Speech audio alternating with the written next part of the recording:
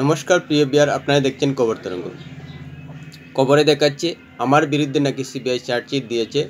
দুই জায়গায় খালি আমার নাম রয়েছে। কে অভিষেক, কোথায় বাড়ি, কোনো পরিচয় নেই। সিবিআই বাপ বাচ্চে কথা বলছে। সিবিআইয়ের অবস্থা বিজেপির মতো হয়েছে, এই বই আমার ভালো লেগেছে। একথা বলেছেন তৃণমূলের সর্বভারতীয় সম্পাদক অভিষেক বন্দ্যোপাধ্যায় কলকাতায় তৃণমূলের এক মেগা বৈঠকে। তিনি একথা না বলে বলতেই পারতেন যে সিবিআই অভিষেক ব্যানার্জি নামে একজনের নাম চার্জশিটে রেখেছে, সেই অভিষেককে পরিচয় দেয়নি। আমি তুরাই কেয়ার করি, কারণ এই অভিষেক ব্যানার্জি, এই অভিষেক বন্দ্যোপাধ্যায় দুর্নীতির সঙ্গে জড়িত নয়। কেউ দুর্নীতিতে অভিষেক ব্যানার্জি জড়িত প্রমাণ করতে পারবে না। তাই সিবিআই চার্জশিটে কোন অভিষেকের নাম পরিচয় ছাড়া উল্লেখ করেছে তাতে আমার যায় কিছু আসে না। কিন্তু সে কথা না বলে তিনি কেন বললেন আমার নাম সিবিআই চার্জশিটে রয়েছে, আমার নাম শুধু দুই জায়গায় উল্লেখ রয়েছে। কেন আমার নাম সোজাসুজি তিনি কেন নিজের কথা উল্লেখ করলেন? সিবিআই চার্জশিটে অভিষেক ব্যানার্জির নাম থাকা পরিচয়হীন নামের ক্ষেত্রে কেন তার নাম রয়েছে উল্লেখ করলেন? সে কোন অভিষেকের নাম উল্লেখ করেছেন সে কথা বলে এড়াতে পারতেন। আর মেগা বৈঠকে কেন তিনি সিবিআই চার্জশিটের কথা তুলে আনলেন, সেটাও কিন্তু মানুষকে ভাবাচ্ছে। টিভিআর ভিডিওটি ভালো লাগলে সাবস্ক্রাইব করবেন, এতে আপনার ক্ষতি হবে না, কিন্তু আমাদের উপকার করে দেবেন। প্রাথমিক শিক্ষক দুর্নীতিতে বুধবার আদালতে সিবিআই 28 পাতার চার্জশিট জমা দিয়েছে। সেখানে পার্থ চট্টোপাধ্যায় শিক্ষামন্ত্রীর নামের সঙ্গে সঙ্গে বিধায়ক মানিক ভট্টাচার্য এবং সুজয়কৃষ্ণ ভদ্রর উল্লেখ রয়েছে। সেইখানেই অভিষেক ব্যানার্জির নাম দুই জায়গায় রয়েছে। আর সে নিয়েই যে অভিষেক ব্যানার্জি কেঁপে গেছেন, মেগা বৈঠকে নিজের নাম উল্লেখ রয়েছে পরিচয় ছাড়া, সেটা তুলে এনে রাজ্যের মানুষের সামনে প্রমাণ করলেন যে তার নামটাই সিবিআই তুলে দিয়েছে পরিচয় ছাড়া। এটাই বোঝাতে চাইলেন তিনি খুদ। আর এই মামলার পরিপ্রেক্ষিতে এটাও আমরা দেখতে পেয়েছি যে সুজয়কৃষ্ণ ভদ্রর গলার যে অডিও পাওয়া গেছে সেটা সেন্ট্রাল ফরেন্সিক ল্যাবে পাঠানো হয়েছে এবং তার সঙ্গে নাকি মিলে গেছে। তার মানে অভিষেক ব্যানার্জি এটাও পড়ুককে বোঝাতে চাইলেন যে পার্থ চট্টোপাধ্যায়, মানিক ভট্টাচার্য এবং সুজয়কৃষ্ণ ভদ্র যে প্রাথমিক শিক্ষক দুর্নীতিতে জড়িত সেটা সত্যি। না হলে অভিষেক ব্যানার্জি যে নাম সিবিআই চার্জশিটে দাখিল করেছে এবং সেটা দুর্নীতি হয়েছে সেটা কিন্তু নিজে স্বীকার করছেন। যেহেতু সিবিআই চার্জশিট জমা দিয়েছে, তাহলে অভিষেক ব্যানার্জি পরিষ্কার বলতে পারতেন যে সিবিআই শুধু কেন্দ্র সরকারের কথা মানতে গিয়ে এভাবে বহু চার্জশিট দিচ্ছে, সেটা কিন্তু বলছেন না। তার মানে সিবিআই যে চার্জশিট তৈরি করেছে প্রাথমিক শিক্ষক দুর্নীতির প্রাথমিকতা রয়েছে। যেভাবে এর আগে অভিষেক ব্যানার্জি অনেক সভায় বলেছেন যে সিবিআই, ইডি কেন্দ্রীয় সরকারের কথাই চলছে। আবার তিনি এও বলেছেন যে ভয়ের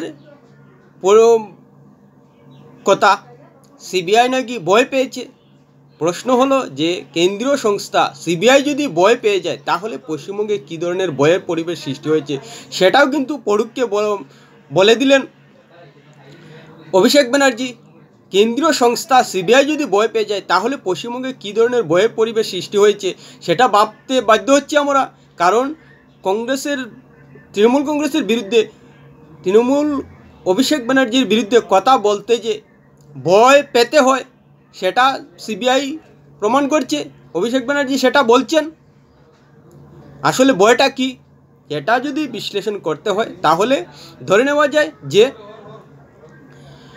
বর্তমান বাংলাদেশে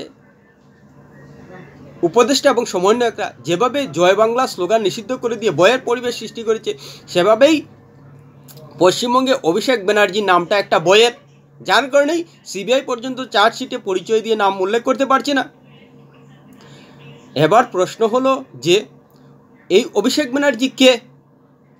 যে অভিষেক ব্যানার্জির নাম নিয়ে তৃণমূলের সর্বভারতীয় সম্পাদক অভিষেক বন্দ্যোপাধ্যায় পর্যন্ত আলোচনা করছেন বৈঠকে।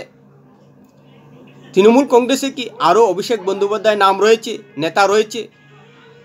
সুজয় কৃষ্ণ ভদ্র, পার্থ চট্টোপাধ্যায়, মানিক ভট্টাচার্যের সঙ্গে লেনদেনের ক্ষেত্রে অভিষেক ব্যানার্জি সেই লেভেলের নেতা যে সুজয় কৃষ্ণ ভদ্র, পার্থ চট্টোপাধ্যায়, মানিক ভট্টাচার্যের সঙ্গে দুর্নীতি নিয়ে কথাবার্তা বলতে পারেন। কে সেই ব্যক্তি? মোটামুটি সারা রাজ্যের মানুষ দেখতে পাচ্ছেন, সিবিআই চার্জশিটে কিন্তু প্রমাণ হয়ে যাচ্ছে যে সেই অভিষেক বন্দ্যোপাধ্যায় কে, কিন্তু কেউই বলতে পারছেন না যেহেতু সাক্ষ্য প্রমাণ এখনও আসছে না। কিন্তু অভিষেক বন্দ্যোপাধ্যায় তৃণমূল কংগ্রেসে কে এবং সুজয় কৃষ্ণ ভদ্র, পার্থ চট্টোপাধ্যায় এবং মানিক ভট্টাচার্যের সঙ্গে লেনদেন নিয়ে কথাবার্তা বলতে পারেন তৃণমূল কংগ্রেসে সেই অভিষেক বন্দ্যোপাধ্যায় কে হতে পারে সারা রাজ্যের মানুষ জানছেন। এবার প্রশ্ন হলো যে সিবিআই কি সত্যিই সঠিক পথে এগুচ্ছে? সেটা কিন্তু তদন্ত চলাকালীন বলা সম্ভব নয়, বা এখন পর্যন্ত সিবিআইয়ের যা অগ্রগতি তাতেও বলা সম্ভব নয়।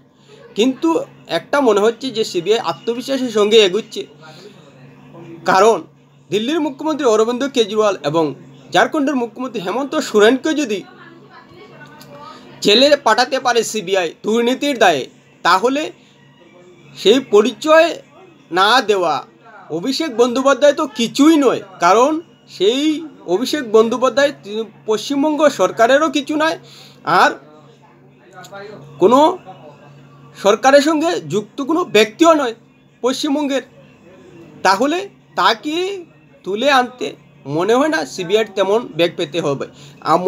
সিবিআইয়ের সমস্ত ঘটনা পরস্পর এবং লাগাতার যেভাবে নিজেদের তদন্ত জারি রেখেছে তাতে মনে হচ্ছে আটগাট বেঁধেই এগুচ্ছে সিবিআই, এবং সেই পরিচয়হীন অভিষেক বন্দ্যোপাধ্যায়কে সময় হলেই জেলের ভেতরে প্রবেশ করতে পারে।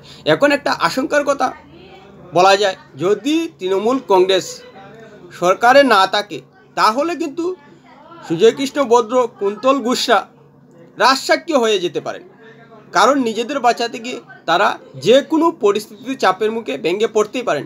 এখন কিন্তু চাপের মুখে ভেঙে পড়ছেন না, কারণ পেছনে নিশ্চিতভাবেই তাদের আত্মবিশ্বাসের মতো অনুপ্রেরণামূলক কেউ রয়েছেন, যার কারণে সুজয় কৃষ্ণ ভদ্র পরিষ্কার বলতে পারছেন যে তার সাহেবকে কেউ ধরতে পারবে না, ধরাছোঁয়ার বাইরে।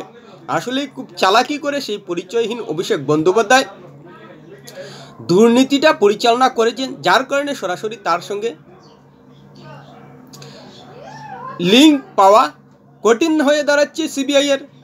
কিন্তু একটা অডিও বার্তা ধরা পড়েছে যেটা লিঙ্ক পেয়ে গেছে। এবার যদি সিবিআই সেই পরিচয়হীন অভিষেক বন্দ্যোপাধ্যায়ের লিঙ্ক পেয়ে যায়, তাহলে নিশ্চিতভাবেই ধরে নেওয়া যায় যে সেই অভিষেক বন্দ্যোপাধ্যায়কে সামনে চলে আসবে খুব অচিরেই। আর অভিষেক বন্দ্যোপাধ্যায় মেগা বৈঠকে সারা রাজ্যের মানুষের সামনে যেভাবে সিবিআই চার্জশিটকে গুরুত্ব দিয়েছেন, তাতে প্রমাণ হয়ে যাচ্ছে যে সেই অভিষেক বন্দ্যোপাধ্যায় কে। আর যদি একটা আননোন নাম হতো এবং তৃণমূলের কোনো ছোটোখাটো নেতা হতো, তাহলে অভিষেক বন্দ্যোপাধ্যায়ের মুখে অন্ততপক্ষে নিজের নামটা প্রকাশ্য সভায় উঠতো না, বরং এড়িয়ে যেতেন। বলতে পারতেন যে সিবিআই চার্জশিটে আমার নামে পরিচয় ছাড়া কে জানি কে এসেছে, এটাকে কোনো গুরুত্ব দেয় না সেই অভিষেক বন্দ্যোপাধ্যায়, যে তৃণমূল কংগ্রেসের সর্বভারতীয় সম্পাদক। কিন্তু সেটা না, তিনি বলছেন যে সিবিআই ভয় পেয়ে গেছে সেই নাম প্রকাশ করতে, কারণ সেই অভিষেক বন্দ্যোপাধ্যায় কে তিনি নিজেই বলছেন সেই অভিষেক বন্দ্যোপাধ্যায় বলেই সিবিআই ভয় পেয়েছে। তার মানে সিবিআই ভয় পেয়েছে কোন নামে? আর পশ্চিমবঙ্গের তৃণমূলের অভিষেক বন্দ্যোপাধ্যায় নামে যে কে ভয় পায়, সেটাও মানে দুই অঙ্কে পরিষ্কার হয়ে যাচ্ছে। পরিষ্কার বুঝিয়ে দিচ্ছেন অভিষেক বন্দ্যোপাধ্যায় যে তিনি সিবিআই চার্জশিটে লেখা নামের সঙ্গে রয়েছেন। তিনিই বলে দিচ্ছেন। না হলে যদি তৃণমূল কংগ্রেসের সর্বভারতীয় সাধারণ সম্পাদক অভিষেক বন্দ্যোপাধ্যায় না হতেন, তাহলে সিবিআই ভয় পেত কেন, অপরিচয় ছাড়া নাম দিত কেন? প্রশ্নটা স্বাভাবিকভাবে আসবে। আর সেটা অভিষেক বন্দ্যোপাধ্যায় বলেও দিয়েছেন যে সিবিআই ভয় পেয়ে গেছে। তার মানে তার নাম ওই সিবিআই চার্জশিটে উল্লেখ হয়েছে পরিচয় ছাড়া, যার কারণে সিবিআই ভয় পাচ্ছে।